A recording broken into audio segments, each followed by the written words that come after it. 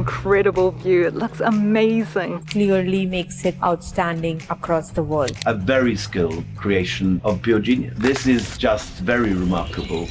It is surreal to be standing here. Since the dawn of time, humans have dared to build where nature said, don't. Some of these places defy logic and tether on the brink of the impossible. From a monastery clinging to a cliff to a metal home rising out of the ocean like a mirage. These aren't just structures, they're human defiance painted in nature's canvas. And we finally made it here. Curious? Join us as we explore 15 jaw-dropping things built in the most impossible places. Number 15. La Rinconada. In a world where breathing is as natural as blinking, there's one place where every inhale is a battle. A place so high, so hostile, that even the toughest climbers gasp for air after a few steps. 17,000 feet above sea level, that's where you'll find La Rinconada. Up here, every breath delivers only half the oxygen your body needs. It's not the kind of place you visit, it's the kind of place you avoid, because surviving becomes a battle. Yet somehow, more than 50,000 people call this glacier-stranded corner of Peru home. Built into the frozen slopes of the Andes, La Rinconada isn't just a town, it's the highest permanent human settlement on Earth. But the real question isn't how they survive here, it's why they do. Because when you live at the edge of what's humanly possible, there has to be a reason. And here it lies deep beneath the ice and stone. In the early 2000s, a rumor that the mountain held gold began to spread. Not a few flecks, but vein deposits of it. That rumor pulled in thousands. Miners, dreamers, desperate men and families willing to risk everything for a shot at fortune. But they didn't just visit, they stayed. They built homes on shaky foundations, raised children where civilization didn't exist. They carved out a life in a place no one was meant to live, and they paid the price. At this altitude, breathlessness is just the beginning. 1 in 4 residents suffers from chronic mountain sickness because the body simply can't cope with the lack of oxygen. Even worse, there are no proper sewers, no waste systems. Trash piles up like snowdrifts, thick and toxic. And yet somehow life goes on. Children play on icy streets, families adapt. Against logic, against science, against the elements, La Rinconada stands. Because when gold calls, people will follow, no matter how high, no matter the cost. Number 14. Meteora Monasteries. 6 centuries ago, a group of Greek monks looked at the earth beneath their feet and decided it wasn't sacred enough.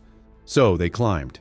In the wilds of northwest Greece, they sought heaven not in prayer alone, but in stone, dragging faith up sheer rock faces, to build what became one of history's boldest architectural revolutions. Perched on towering sandstone pillars, the Meteora Monasteries aren't just places of worship, they're gravity's greatest insult. Between the 14th and 15th centuries, these monks didn't just build, they dared everything they could. 24 monasteries were raised on peaks where even goats hesitated. There were no roads, no cranes. Every stone, every timber beam was hoisted by hand, with workers dangled hundreds of feet in the air on ropes and pulleys. No scaffolds, no safety. Just rope ladders that could be pulled up at a moment's notice. But why climb so high? Partly they sought closeness to God, but mostly they were running from men. As the Ottoman Empire pushed its way into the region, the monks needed a place armies couldn't reach. So they turned isolation into defense. When invaders came, the monks simply pulled up their ladders, vanishing into the clouds, unreachable, untouchable. It worked. The monasteries became both sanctuary and stronghold, suspended between earth and sky. And today, 6 of them still remain, monuments to devotion, desperation, and defiance. The bells still toll, the wind still hums against ancient stone. And visitors still look out from these skybound sanctuaries with the same disbelief as those first pilgrims, that something so impossible was ever made real. Because Meteora isn't just a miracle of faith or engineering, it's proof of what humans will do when the ground is no longer enough. Number 13. The Hanging Temple of Hengshan. In the rugged heart of China's Shanxi province, there's a place that makes you stop and question everything you know about gravity. Perched 196 feet above the canyon floor is the Hanging Temple, a wooden wonder that's been clinging to a cliffside since the year 491 AD. That's not a typo.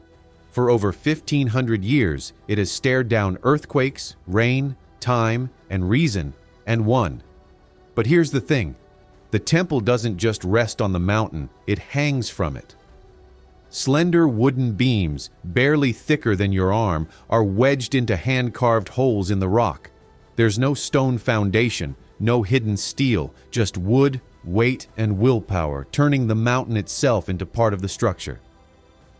Calling it architecture feels too small. This was a statement. The builders of the Northern Wei dynasty weren't just craftsmen, they were visionaries. They didn't try to conquer the mountain, they chose to become part of it. And just when you think the story can't get more unbelievable, there's a twist. This isn't a temple for just one faith, it shelters three: Buddhism, Taoism, and Confucianism side by side. Not on solid ground, but on a narrow ledge where a single misstep means a fall into nothingness. Three philosophies, three views of the world, somehow coexisting in midair. If that's not balance, what is? Inside, the temple's rooms are linked by thin wooden walkways and a 30-foot bridge that floats over open space. For centuries, monks and pilgrims have walked here, surrounded by the scent of incense and the breath of mountain mist. Here, the impossible doesn't feel rare, it feels normal and sacred. In 2010, Time magazine called it one of the world's most endangered structures. And still it stands. Quakes have shaken it. Rain has worn at its bones, but it clings on just like it always has. 15 years later, it's still here, still daring, still whispering the same ancient question. What happens when human ambition meets an immovable mountain? Number 12. Tiger's Nest Monastery. When determination meets legend, what happens is a creation that continues to impress the future. Standing at a towering height of 10,200 feet above sea level in Bhutan's Paro Valley, Taktsang, or Tiger's Nest Monastery, defies not just gravity, but every rational principle of medieval construction. Legend says it all began in the 8th century, when a Buddhist master named Guru Rinpoche arrived at this impossible location, riding on the back of a flying tigress. Shortly after, Tenzin Rabgai built the monastery we see today in 1692 to celebrate the arrival of Buddhism to Bhutan. Bordering a cliff edge of almost 3,000 feet, the entire monastery seems gravitationally impossible. And yet it stands, with the illusion that it grows directly from the mountain itself.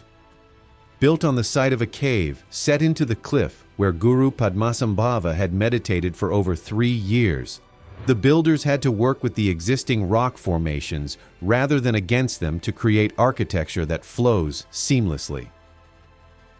The beam, the stones, and every ornate detail had to be hauled up treacherous mountain paths or lifted by rope and pulley systems to workers who were literally dangling from the cliff face. But even with the marvelous construction and architecture, what truly makes Taktsang extraordinary is how it transforms the impossible into the inevitable. Over time, Tiger's Nest Monastery expanded into a collection of buildings, with each one having its unique purpose and architectural style, and blending along with the natural contours of the cliff. Then disaster struck in 1998, a devastating fire that consumed much of the ancient structure. Skilled artisans meticulously rebuilt it with greater attention to detail and cultural preservation, proving that human determination can overcome even nature's most daunting obstacles. Number 11. The Hanging Home of Beijing. He saw an opportunity that no one else did, and he took it despite the odds that came along. 26 stories above the bustling streets of Beijing, where most people might place a simple rooftop garden or perhaps a modest terrace. Dr. Zhang Biqing, a traditional Chinese professor, built a mountain fort. For 6 years, a penthouse apartment atop the Park View residential complex was meticulously transformed into something that questioned reason and also broke the law. At the top of a high-rise building, a sprawling mountain villa complete with rocky outcroppings, shrubs, and the kind of bucolic landscape you might expect to find in rural China sat beautifully. The bizarre two-story structure became the stuff of local legend, bothering residents for years as neighbors watched in shock while tons of construction materials, fake rocks, and soil were somehow hoisted to the building's summit during odd hours. What emerged from all the hard work was not just a home, but the result of one man's determination to live by his own rules, regardless of building codes, structural integrity, or the collective sanity of everyone living below. Beijing, who had built his fortune through a successful chain of acupuncture clinics, invested more than $100,000 and the better part of a decade into his aerial sanctuary, creating what appeared to be a slice of countryside floating impossibly above one of the world's most densely populated cities. The villa's rocky facade and verdant plantings created such a convincing illusion of a mountain retreat that from certain angles, passers-by could almost forget they were looking at an apartment building at all. Yet the structure's very existence raised unsettling questions about the limits of engineering and the weight-bearing capacity of a building that was never designed to support a landscaped mountain ecosystem. Questions that will no longer require answers after the authorities ordered the demolition of the mountain fort. Number 10. Neuschwanstein Castle. In an act that would have been pure fairy tale, King Ludwig II of Bavaria chose to build his fairy tale castle on a jagged limestone outcrop 656 feet above the village of Hohenschwangau, where medieval engineers would have deemed construction suicide. The Polat Gorge carved a treacherous ravine on one side while steep alpine slopes dropped away on 3 others, creating a natural fortress that seemed to reject human habitation. His architects faced a logistical nightmare, and the construction materials had to be transported up the winding mountain paths by horse-drawn carts, while workers dangled from ropes to carve foundations directly into the cliff face. The king demanded towers that soared toward heaven, requiring innovative iron framework hidden within traditional stone facades, a technique that allowed the structure to rise higher than physics should have permitted on such precarious ground. On the more realistic side, the construction of the castle took 17 years and nearly bankrupted the Bavarian treasury. But one of the painful facts was workers having to endure brutal winters at altitude, where temperatures dropped significantly and supplies froze solid.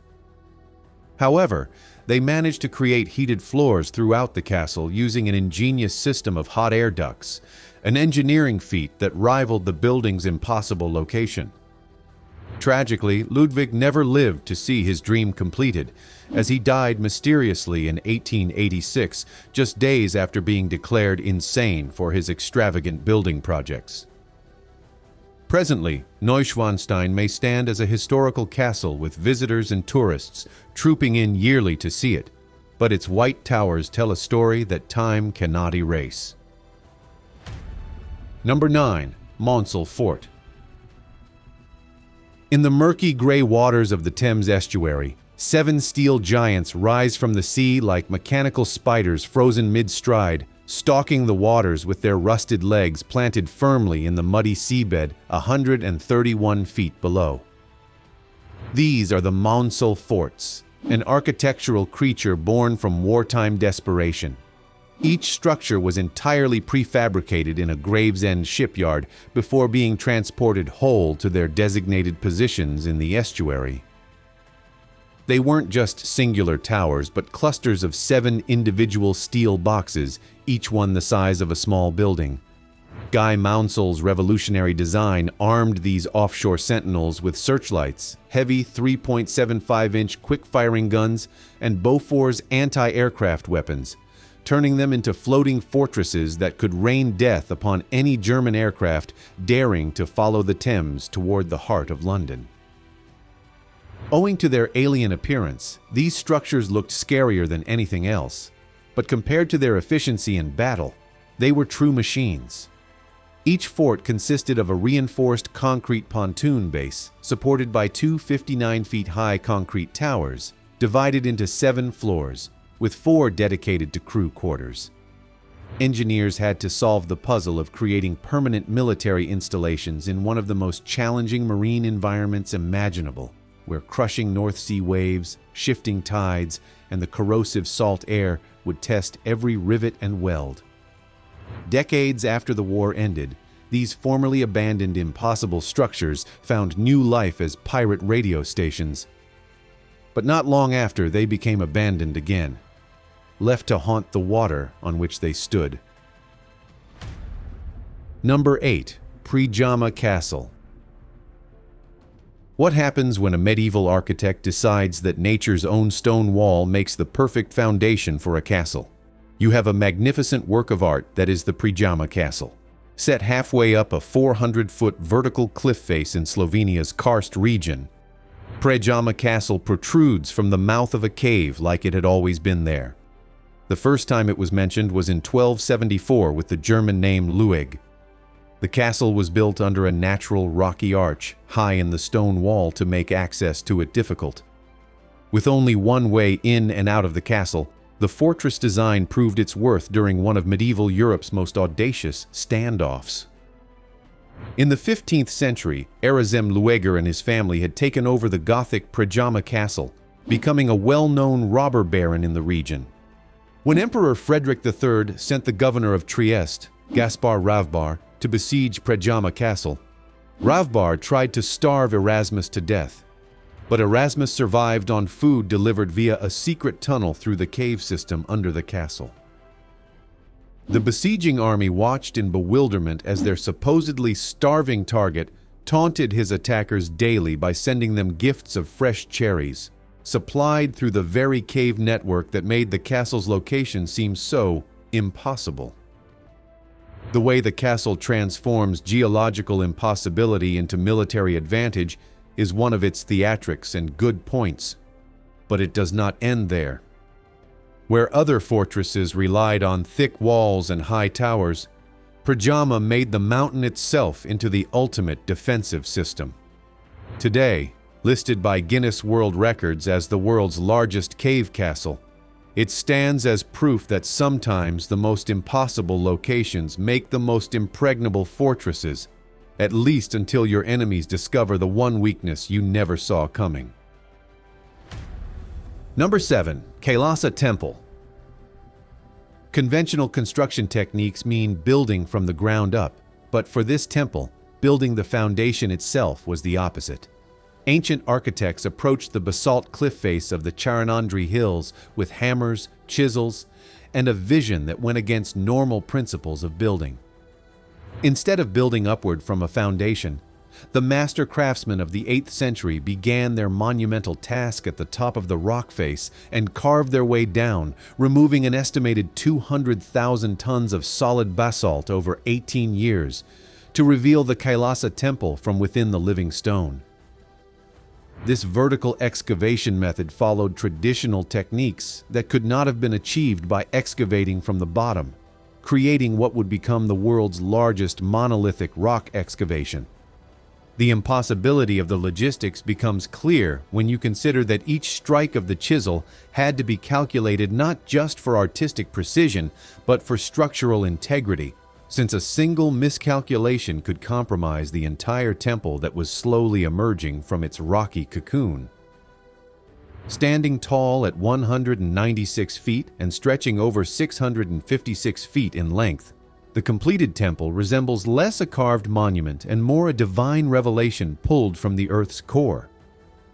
The construction required excavating 3 massive trenches at right angles, cut vertically down to the base of the hill, which outlined the courtyard while leaving the temple structure standing in the center.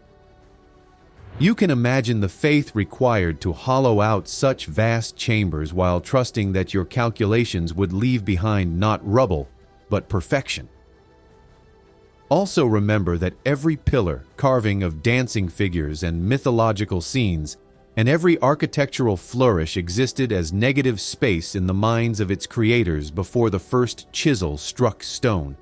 At the temple's base, masterfully carved elephants appear to support the entire weight of the structure, a sculptural metaphor that captures the impossible balancing act the ancient engineers achieved, yet somehow, miraculously, worked.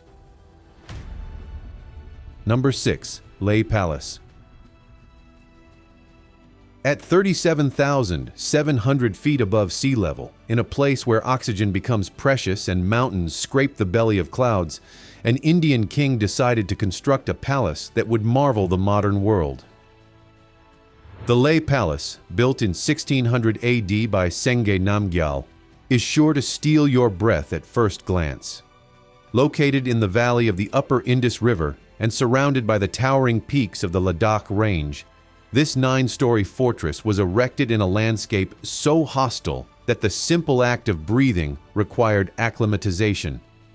Now, imagine how the workers who built this palace managed to carry out this feat. The engineering feat becomes even more staggering when considering the materials and methods available at the time and in the region. Constructed in the Tibetan architectural style, the palace was built using the time-tested rammed earth construction technique. Every brick of earth had to be mixed and compressed by hand in temperatures that could drop to minus 40 degrees Celsius. Gradually, the palace rose story by story against gravity and logic, with the upper floors accommodating the royal family, while the lower floors held stables and storerooms. Workers labored in air so thin that each day of construction likely felt like running a marathon while holding their breath. Sengye Namgyal was noted for his work in building monasteries, palaces, and shrines in Ladakh, and is known as the Lion King. But his greatest roar was this palace that defied the very heavens. When the construction of Lelay Palace was done, it was considered to be the tallest building at the time. From its highest windows, the royal family could gaze across the jagged peaks and endless valleys. Today, we remember it as a structure built to make the impossible seem inevitable. Number 5. Bonawi Rice Terraces. Over 2,000 years ago, armed with nothing but stone tools and unwavering determination, the Ifugao people of the Philippines looked up at the near-vertical slopes of the Cordillera Mountains and saw not a barrier, but a canvas for the impossible. Like a stairway that leads to heaven, the Bonawi Rice Terraces are about 1,640 feet above sea level on steep mountainsides. What the Ifugao achieved with basic tools was nothing short of an engineering marvel.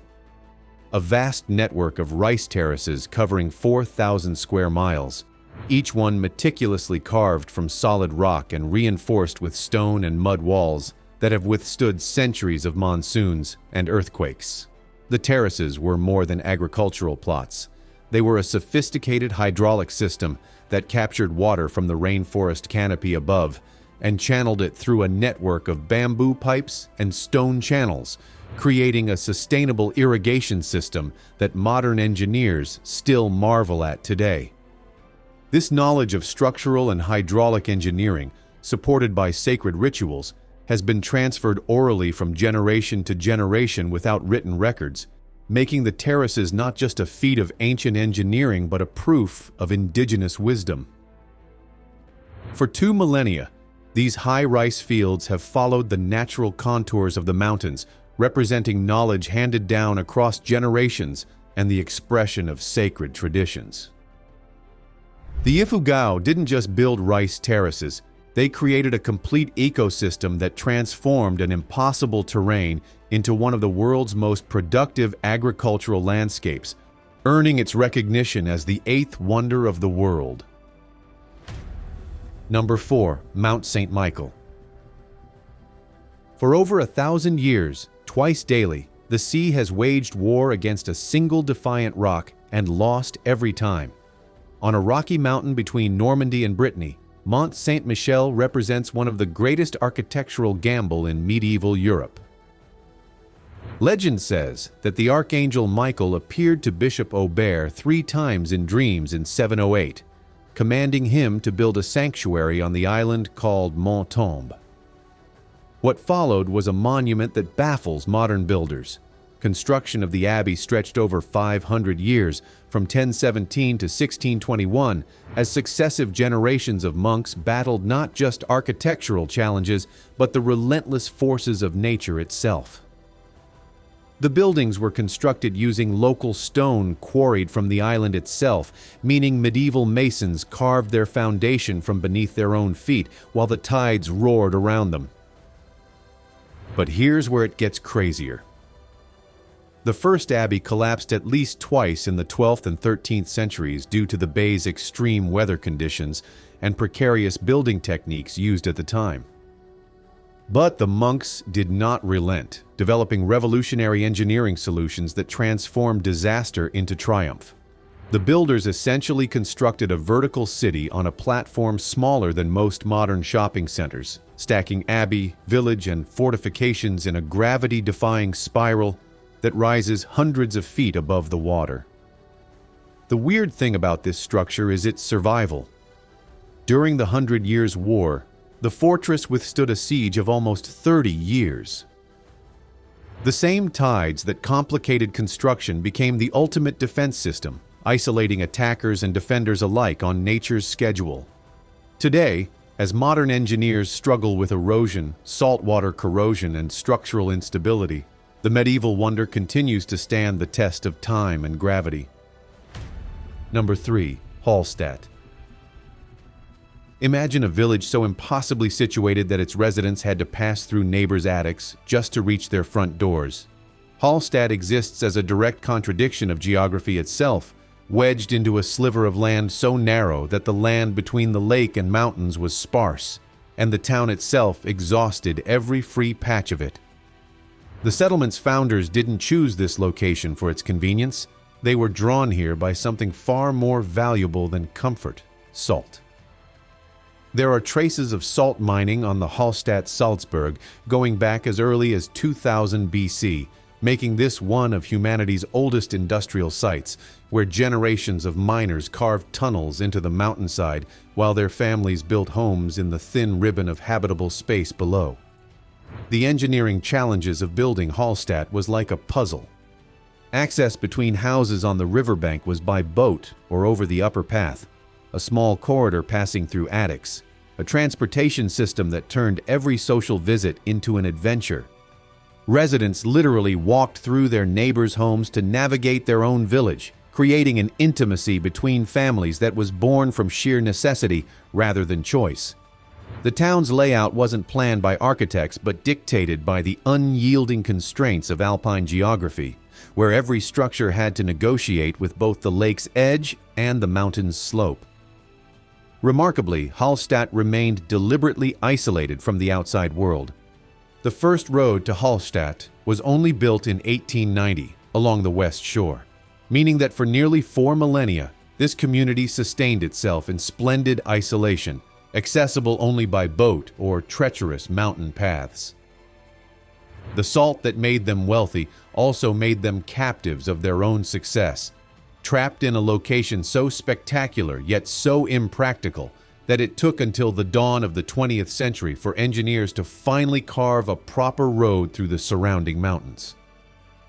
Today, step out onto the skywalk to look across UNESCO World Heritage Halstat from 1,181 feet above ground, and you'll see the full scope of human audacity, a village that shouldn't exist, built in a place where logic suggested only eagles should nest.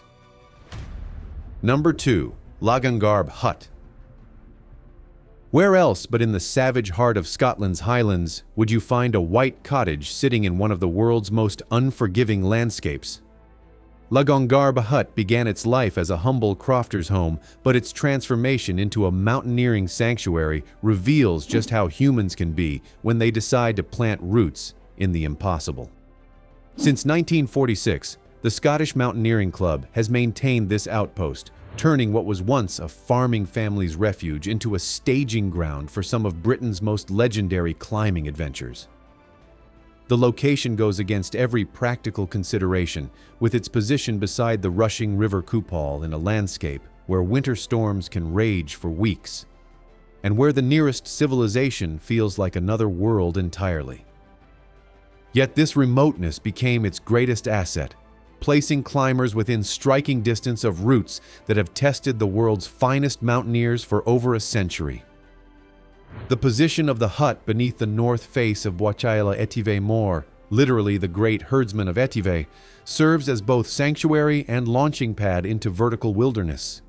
Here, climbing folklore remembers the brilliant but rebellious Dougal Haston, who once scandalized the staid mountaineering establishment by redecorating the interior in Jackson Pollock style. The cottage accommodates 20 people, with an extra 10 more in a barn behind, yet its true capacity lies in its ability to shelter dreams that would otherwise be crushed by highland weather.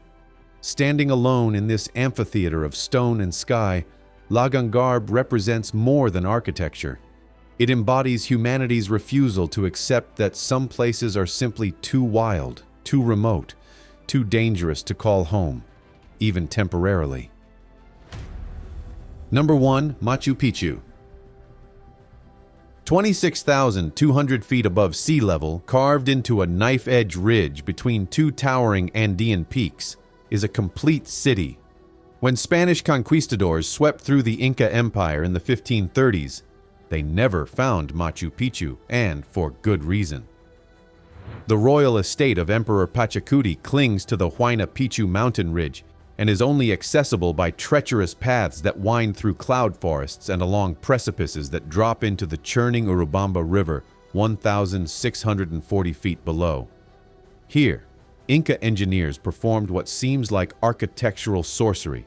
They transported massive granite blocks, some weighing over 50 tons, up near vertical mountainsides using nothing but bronze tools, wooden rollers, and human muscle.